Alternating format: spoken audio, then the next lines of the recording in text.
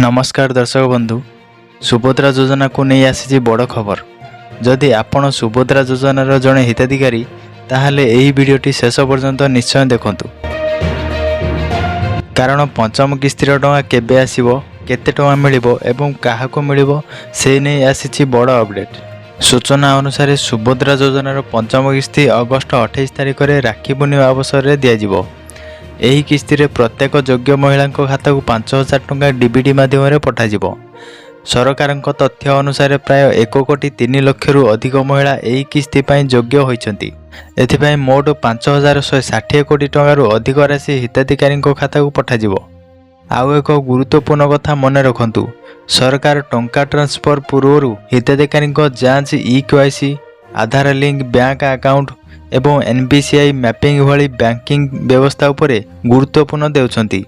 तेणु आपणक अकाउंट रे टंका न आसिले तुरंत भयभीत हुंतु नाही।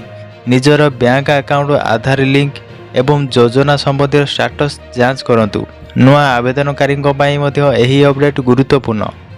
उपमुख्यमंत्री प्रभाती परिडा कहिथिबा अनुसार योग्य नुआ आवेदनकारी को जांच एवं योग्यता पूर्ण हेले पूर्व बकेया थिबा किस्ती गुड़िक एकाठी मिल पारे। एही पंचम किस्तीर राज्यस्तरीय कार्यक्रम नयागढ़ में अगस्ट 28 तारिख में अनुष्ठित हेब।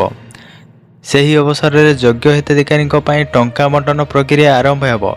तेबे दर्शक बंधु, सुभद्रा योजनार पंचम किस्ती को नहीं यह होछि वर्तमानर बड़ अपडेट। आपण एही योजनार हिताधिकारी हेले आपणक अकाउंट रे टंका आसिला कि नहीं निश्चय जांच करंतु। एभली ओडिशार सरकारी योजना और नुआ अपडेट आम चैनल को सब्सक्राइब करंतु। नमस्कार।